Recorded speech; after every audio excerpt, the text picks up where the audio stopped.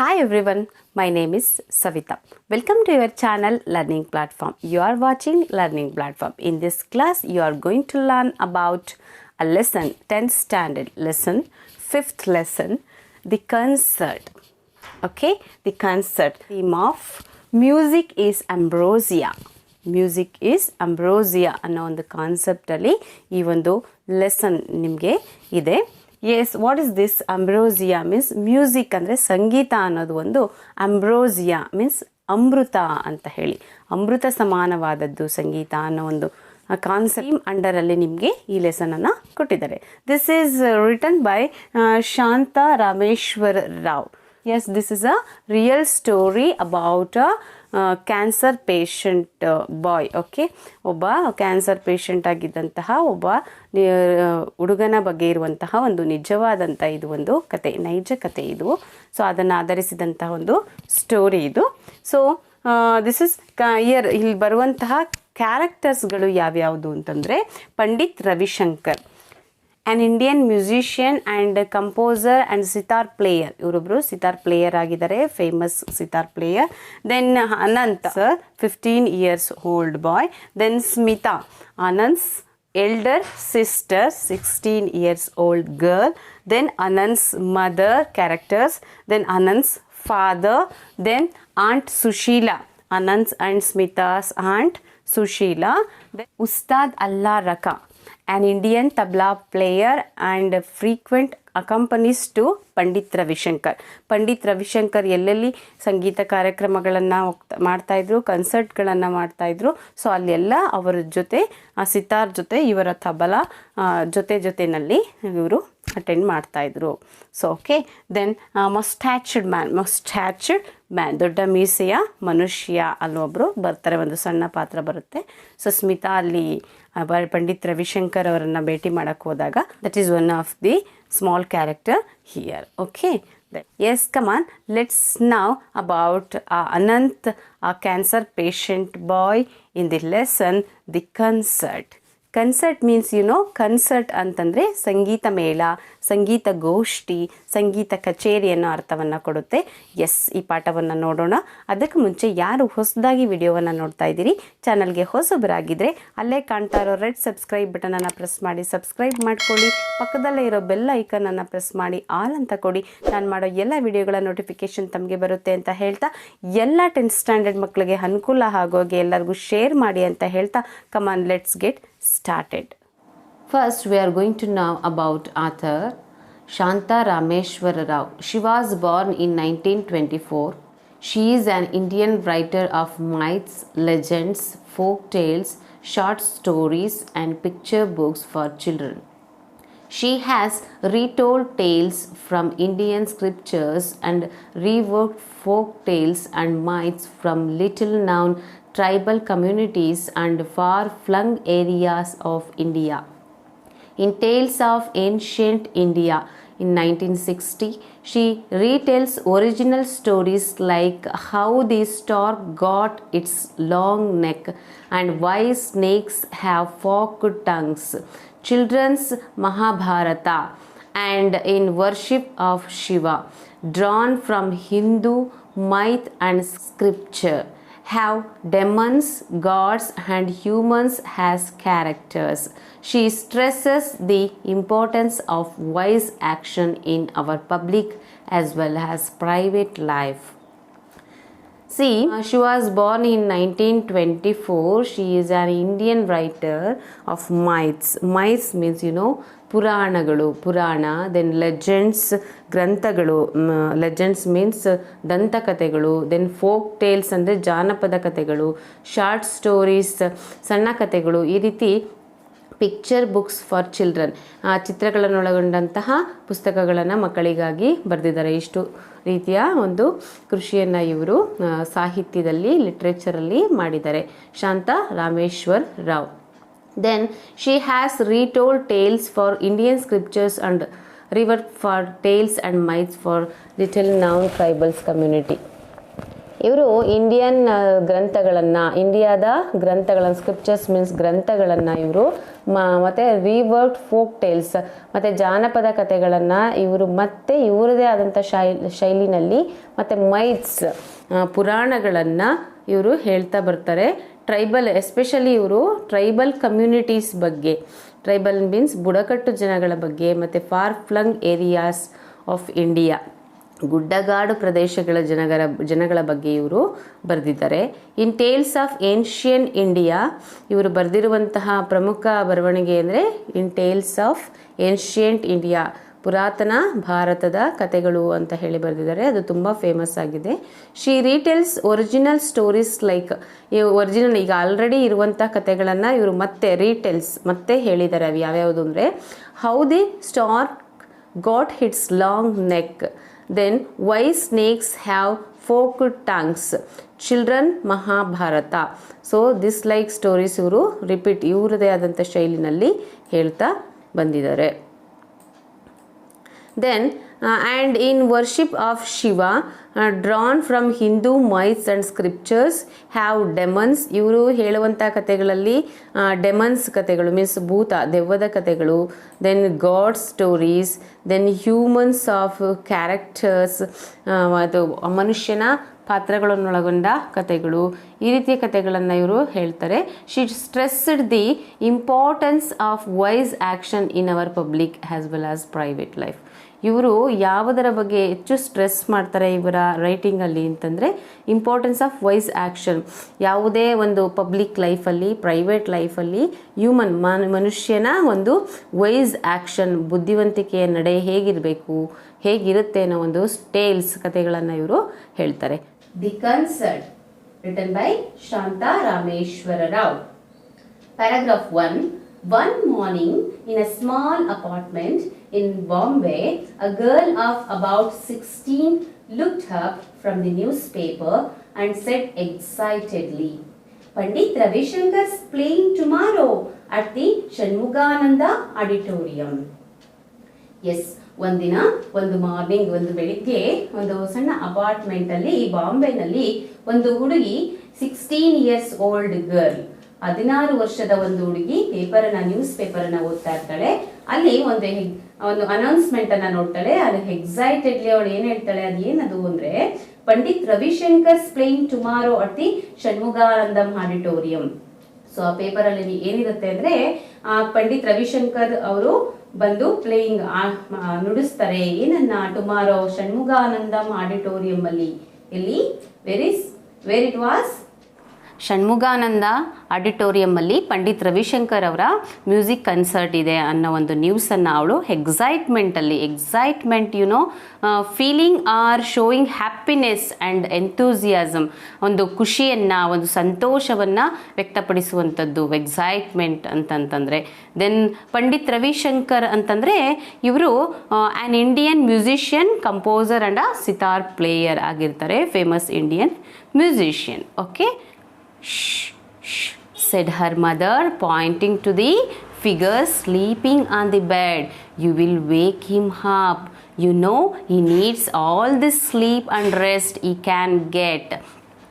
ಆವಾಗ ಅವ್ರ ಅಮ್ಮ ಹೇಳ್ತಾರೆ ಶ್ ಶ್ ಅಂತ ಹೇಳ್ತಾರೆ. ಸೊ ಏನಂತ ಹೇಳ್ತಾರೆ ನೋಡು, ಸದ್ದು ಮಾಡಬೇಡ.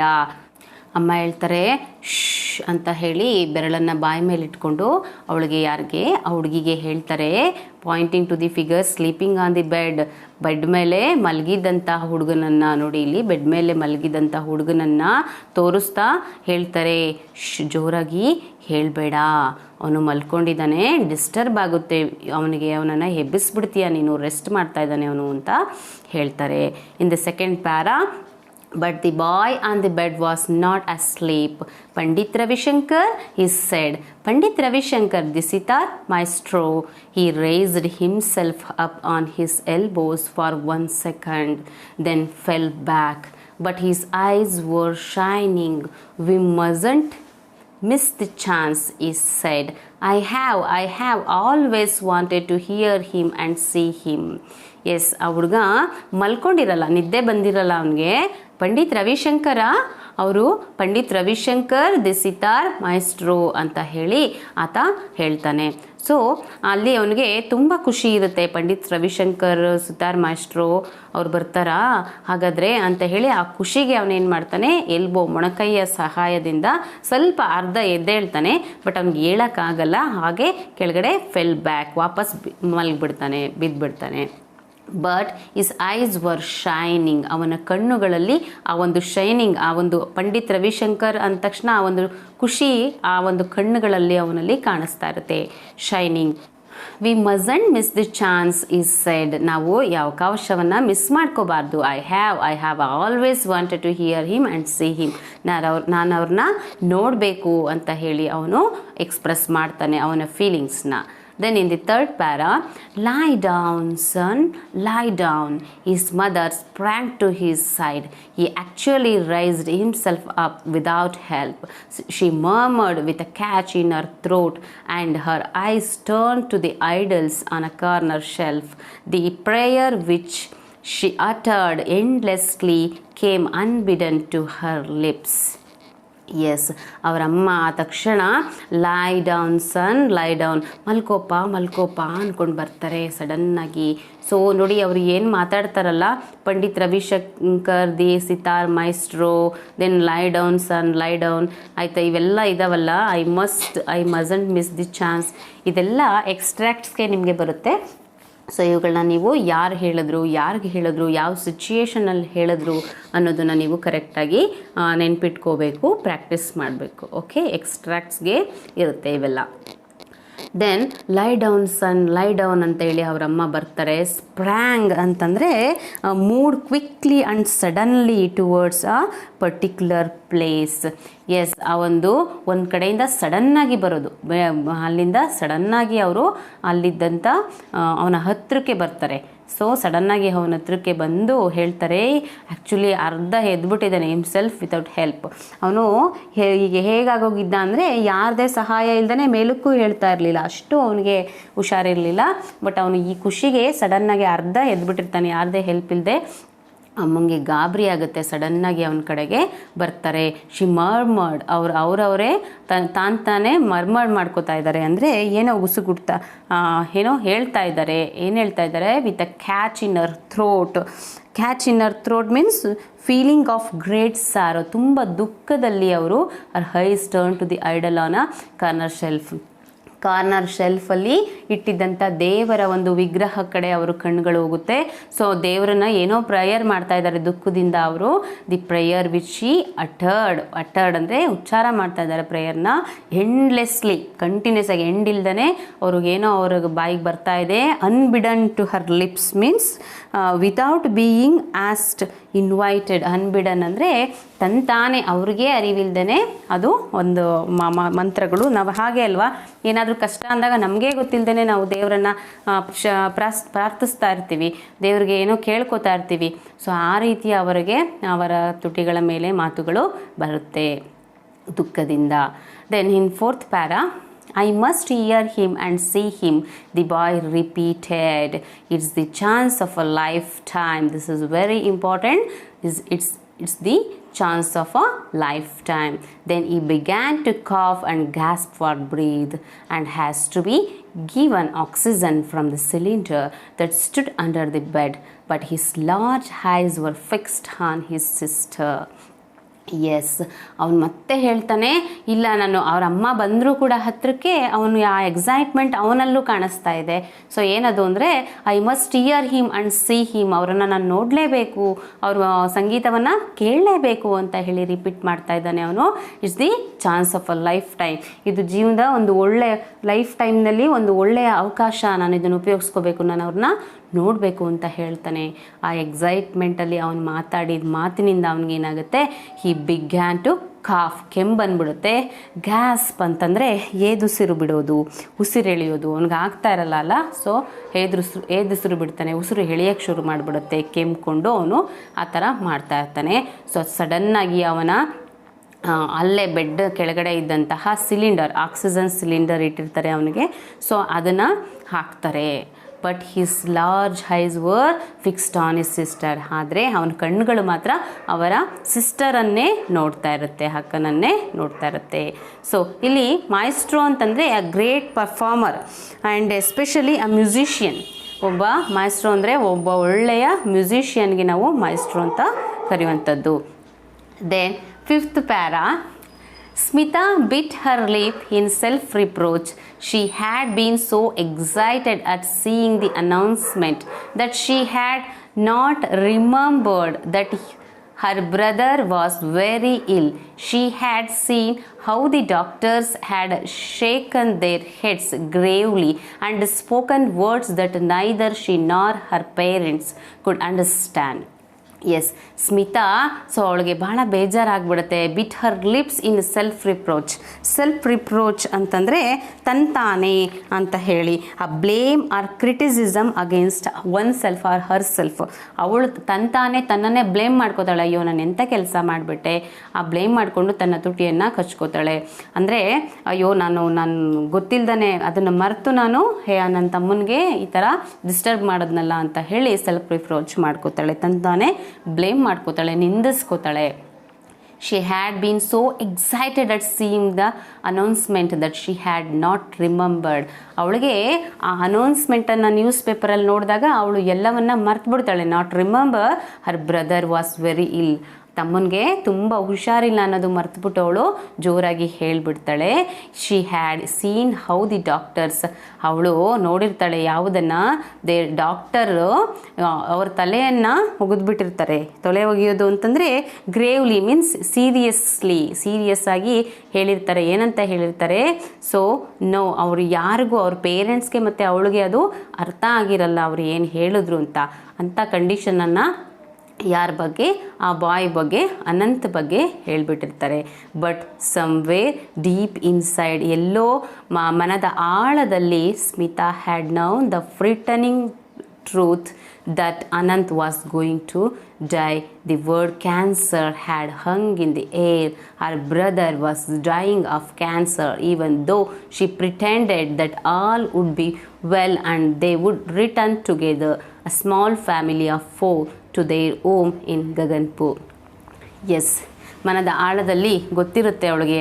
ಡಾಕ್ಟರ್ ಏನು ಹೇಳಿದ್ರು ಅಂತ ಅರ್ಥ ಆಗದೆ ಇದ್ರೂ ಸ್ಮಿತಾ ನೋ ಫ್ರಿಟನಿಂಗ್ ಟ್ರೂತ್ ಅಂದರೆ ಭಯಾನಕವಾದಂಥ ಸತ್ಯ, ಹೆದರಿಕೆಯನ್ನು ಹುಟ್ಟಿಸುವಂಥ ಒಂದು ಟ್ರೂತ್, ಸತ್ಯ.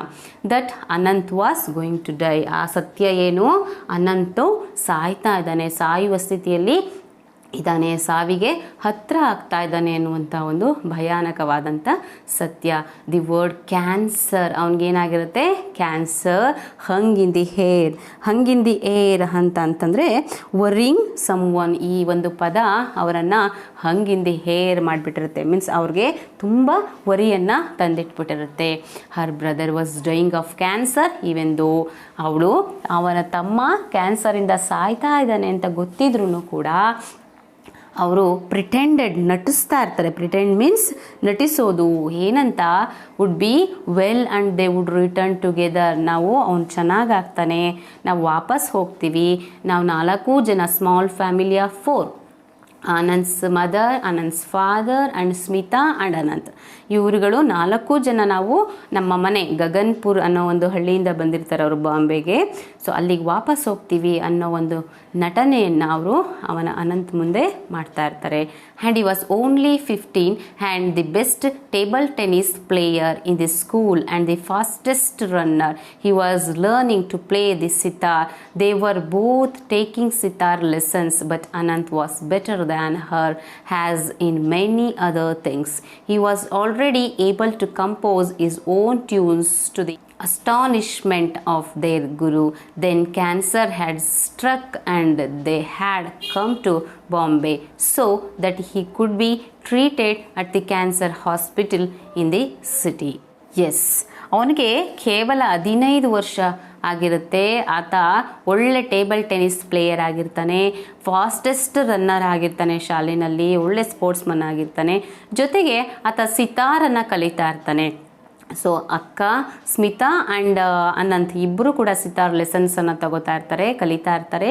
ಅನಂತ್ ವಾಸ್ ಬೆಟರ್ ದ್ಯಾನ್ ಹರ್. ಸ್ಮಿತಾಗಿಂತನೂ ತುಂಬ ಚೆನ್ನಾಗಿ ತುಂಬ ಬೇಗ ಅನಂತ್ ಸಿತಾರನ್ನು ಕಲಿತಾ ಇರ್ತಾನೆ.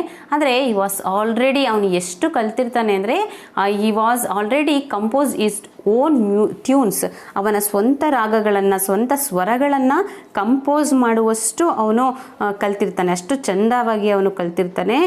ಇದು ಅವರ ಗುರುಗಳಿಗೆ, ಯಾರು ಸಂಗೀತ ಗುರುಗಳಿರ್ತಾರೆ ಅವ್ರಿಗೆ ಅಸ್ಟಾನಿಷ್ಮೆಂಟ್ ಆಗಿರುತ್ತೆ, ಅದೊಂದು ವಿಸ್ಮಯಕಾರಿಯಾಗಿರುತ್ತೆ. ಅಚ್ಚರಿಯನ್ನು ಹುಟ್ಟಿಸುವಂಥ ರೀತಿಯಲ್ಲಿ ಅವನು ತನ್ನ ಓನ್ ಟ್ಯೂನ್ಸನ್ನು ಕಂಪೋಸ್ ಮಾಡ್ತಾ ಇರ್ತಾನೆ ಆ ವಯಸ್ಸಿನಲ್ಲೇ. ಸೊ ಆದರೆ ದೆನ್ ಕ್ಯಾನ್ಸರ್ ಹ್ಯಾಡ್ ಸ್ಟ್ರಕ್. ಅವನಿಗೆ ಒಂದು ಕ್ಯಾನ್ಸರ್ ಅನ್ನೋದು ಬಂದು ದೊಡ್ಡ ಹೊಡೆತವನ್ನೇ ಕೊಟ್ಬಿಡುತ್ತೆ, ಸ್ಟ್ರಕ್ ಮಾಡುತ್ತೆ, ಅವನನ್ನು ಬಂದ್ ಮಾಡಿಬಿಡುತ್ತೆ ಅವನ ಒಂದು ಕಲಿಕೆಯನ್ನು. So they had come to Bombay. So ಹಾಗಾಗಿ ಅವರು ಬಾಂಬೆಗೆ ಬಂದಿರ್ತಾರೆ. So the treated has the cancer hospital. ಬಾಂಬೆನಲ್ಲಿ ಕ್ಯಾನ್ಸರ್ ಹಾಸ್ಪಿಟಲಲ್ಲಿ ಅವನನ್ನು ತೋರಿಸ್ಲಿಕ್ಕೆ ಬಂದಿರ್ತಾರೆ.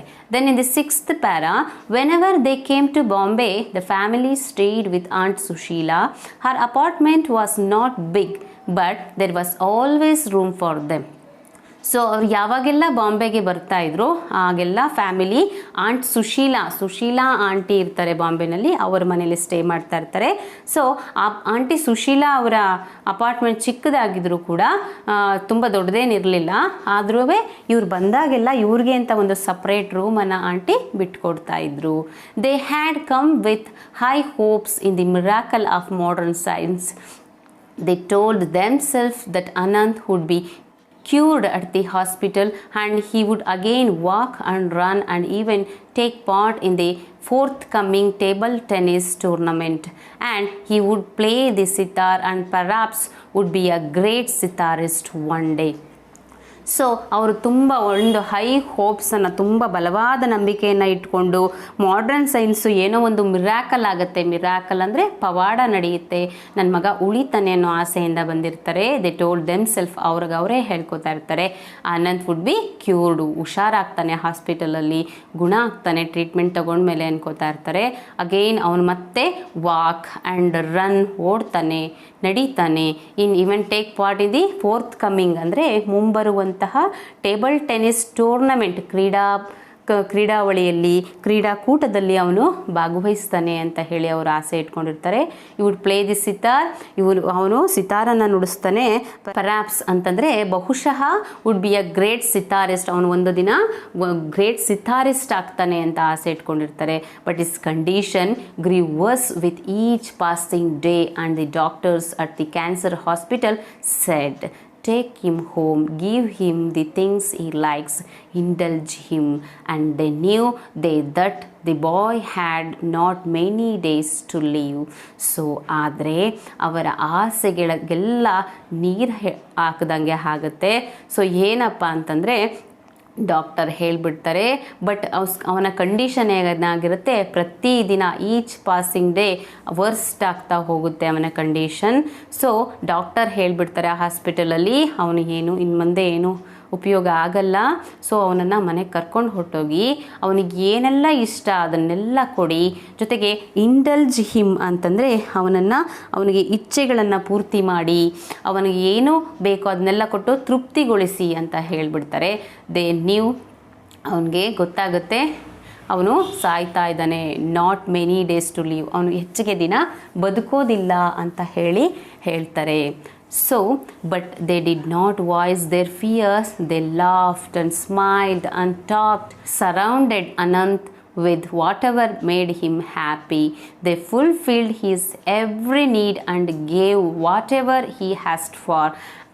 And now he was asking to go to the concert. The chance of a lifetime, he was saying. Yes. ಅವ್ರು ಹೇಳ್ತಾರೆ. ಸೊ ಹಂಗಾಗಿ ಇವ್ರೇನು ಮಾಡ್ತಾರೆ, ಅವರ ಭಯವನ್ನು, ಅವರ ದುಃಖವನ್ನು ಅವರು ತೋರಿಸ್ಕೋತಾ ಇರೋದಿಲ್ಲ ಪೇರೆಂಟ್ಸು. ದೆನ್ ಅವರು ಅವನ ಮುಂದೆ ನಗ್ತಾರೆ, ಆಡ್ತಾರೆ, ಕುಣಿತಾರೆ, ಮಾತಾಡ್ತಾರೆ, ಸ್ಮೈಲ್ ಮಾಡ್ತಾ ಖುಷಿಯಾಗಿ ಅವನ ಸರೌಂಡಿಂಗ್ ಅಂದರೆ ಅವನ ಸುತ್ತಮುತ್ತ ಕಾಲ ಕಳೀತಾ ಇರ್ತಾರೆ. ಅವ್ನಿಗೇನೆಲ್ಲ whatever made him happy, ಖುಷಿಯಾಗಿಡೋಕ್ಕೆ ಸಾಧ್ಯನೋ ಅದನ್ನೆಲ್ಲ ಅವರು ಮಾಡ್ತಾ ಇರ್ತಾರೆ. So they fulfilled his every need, ಅವನನ್ನು ಎಲ್ಲ ಅವಶ್ಯಕತೆಯನ್ನು ಪೂರೈಕೆ ಮಾಡ್ತಾ ಇರ್ತಾರೆ. ಅವನು ಏನು ಕೇಳ್ತಾನೋ ಎಲ್ಲ ಕೊಡ್ತಾ ಇರ್ತಾರೆ. ನಾವು ಅವ್ನು ಕೇಳಿರೋದೇನು, to go to the concert, ಸಂಗೀತ ಮೇಳಕ್ಕೆ ನಾನು ಹೋಗಬೇಕು ಅಂತ ಕೇಳ್ತಾನೆ. The chance of a lifetime ಅಂತ ಹೇಳ್ತಾ ಇದ್ದಾನೆ. Then when you are better, his mother said, this is not the last time they are going to play. ಹೌದಪ್ಪ, ಹುಷಾರಾಗು ನೀನು, ಆವಾಗ ಹೋಗುವಂತೆ, ಇದೇನು ಕೊನೆ ಸರಿ ಅಲ್ಲ ಅವರು ಮಾಡುವಂಥದ್ದು ಸಂಗೀತ ಕಚೇರಿ, ಮುಂದೆ ಹೋಗುವಂತೆ ಅಂತ ಅಮ್ಮ ಹೇಳ್ತಾರೆ. ಸೊ ಇದನ್ನು ಕೇಳಿದಂಥ ನೆಕ್ಸ್ಟ್ ನೋಡಿ, Smita stood at the window looking at the traffic, her eyes filled with tears. Her mother whispered, but you Smita, you must go, your father will take you. ಸ್ಮಿತಾಗೆ ತುಂಬ ದುಃಖ ಆಗುತ್ತೆ. ತಮ್ಮನ ಎಕ್ಸೈಟ್ಮೆಂಟ್, ಅವನು ಹೇಳಕ್ಕೆ ಹೋಗಿ ಮತ್ತೆ ವಾಪಸ್ ಬಿದ್ದಿದ್ದು, ಸೊ ಅವನಿಗೆ ಏನೋ ಉಸಿರು ಎಳ್ತಾ ಬಂದಿದ್ದು, ಗ್ಯಾಸ್ಪ್ ಆಗಿದ್ದು, ಸೊ ಇದನ್ನೆಲ್ಲ ನೋಡಿ ತಮ್ಮ ಸಾಯ್ತಾನೆ ಅನ್ನೋದನ್ನು ನೆನೆಸ್ಕೊಂಡು ಡಾಕ್ಟರ್ ಹೇಳಿದ್ದನ್ನು ಇದು ಮಾಡಿಕೊಂಡು ತುಂಬ ಅಳ್ತಾ ಇರ್ತಾಳೆ. ಅವಳು ತಡ್ಕೊಳಕ್ಕಾಗಲ್ಲ ಅವಳಿಗೆ. ಅವಳು ವಿಂಡೋ ಹತ್ರ, ಕಿಟಕಿ ಹತ್ರ ಹೋಗಿ ಟ್ರಾಫಿಕನ್ನು ನೋಡ್ತಾ, ಹೊರಗಡೆ ನೋಡ್ತಾ ಅಳ್ತಾ ನಿಂತ್ಕೊಂಡ್ಬಿಡ್ತಾಳೆ. ಸೊ ಆವಾಗ ತುಂಬ ಕಣ್ಣುಗಳಲ್ಲಿ ನೀರು ತುಂಬ್ಕೊಂಡು ಅಳ್ತಾ ಇರ್ತಾಳೆ. ಅವ್ರ ಮದರ್ ಹೋಗಿ ಮೆಲ್ಲಗೆ ಅವಳಿಗೆ ಹೇಳ್ತಾರೆ, but Smita you must go, ನೀನು ಹೋಗಬೇಕು, ನೀನು ಹೋಗು, your father will take you, ನಿಮ್ಮ ತಂದೆ ನಿನ್ನನ್ನು ಕರ್ಕೊಂಡು ಹೋಗ್ತಾರೆ, ನೀನು ಹೋಗಿದ್ದು ಬಾ ಅಂತ ಅಮ್ಮ ಹೇಳ್ತಾರೆ. So when she was alone with Aunt Sushila, Smita cried out in a choked voice, no, how can I? We have always done things together, Anant and I. Yes, ಅವಳೇ ಹೇಳ್ತಾಳೆ, ಆಂಟಿ ಜೊತೆ ಹೋಗಿ ಹೇಳ್ತಾಳೆ ಒಬ್ಬಳೇ. ಆಂಟಿ ಅಳ್ತಾಳೆ ತುಂಬ. ಚೋಕ್ಡ್ voice ಅಂತಂದರೆ voice filled with sadness, ತುಂಬ ದುಃಖ ಇದ್ದಾಗ ನಾವು ಮಾತಾಡ್ತೀವಲ್ಲ, ದುಃಖದಲ್ಲಿ ಆಡುವಂಥ ಮಾತು ಅಂತ ಹೇಳಿ. ನೋ, ಆಗಲ್ಲ, ಹೌ ಕ್ಯಾನ್ ಐ, ನಾನು ಒಬ್ಬಳೇ ಹೇಗೆ ಹೋಗಿ, ನಾವು ಯಾವಾಗಲೂ ಒಬ್ಬಳೇ ಎಲ್ಲಿಗೂ ಹೋಗಿಲ್ಲ, ಇಬ್ಬರ ಜೊತೇಲಿ ಮಾಡ್ತಾ ಇದ್ವಿ ಎಲ್ಲ ಕೆಲಸಗಳನ್ನು ಅಂತ ಹೇಳಿ ಅವಳು ದುಃಖದಿಂದ ಆಂಟಿ ಹತ್ರ ಹೇಳ್ಕೊತಾಳೆ. A walk in the park might make you feel better, said Aunt Sushila, and Smita was grateful for her suggestion. ಆಗ ಆಂಟಿ ಹೇಳ್ತಾರೆ, ಒಂದು ಕೆಲಸ ಮಾಡು, ನೀನು ನಿನ್ನ ಮೈಂಡ್ ಫ್ರೆಶ್ ಆಗುತ್ತೆ, ಫ್ರೆಶ್ ಏರಲ್ಲಿ ಪಾರ್ಕಲ್ಲಿ ಒಂದು ವಾಕ್ ಮಾಡ್ಕೊಂಡು ಬಾ ಅಂತ ಹೇಳಿ ಸುಶೀಲಾ ಆಂಟಿ ಸಜೆಸ್ಟ್ ಮಾಡ್ತಾರೆ. ಸೊ ಅವಳು ಆ ಥರನೇ ಮಾಡ್ತಾಳೆ. ಸೊ ಇವತ್ತಿಗೆ ನಾವು ಇಷ್ಟನ್ನು ನೋಡಿದ್ದೀವಲ್ವ. ಮುಂದೆ ಅವಳು ಪಾರ್ಕ್ ಹೋಗ್ತಾಳ, ಅಲ್ಲಿ ಏನು ಮಾಡ್ತಾಳೆ, ಮುಂದೆ ಅವಳು ಏನು ಕನ್ಸರ್ಟ್ಗೆ ಹೋಗ್ತಾಳ ಅನ್ನೋದನ್ನು ನೆಕ್ಸ್ಟ್ ಕ್ಲಾಸಲ್ಲಿ ನೋಡೋಣ. Until then keep smile, enjoy the learning, bye bye.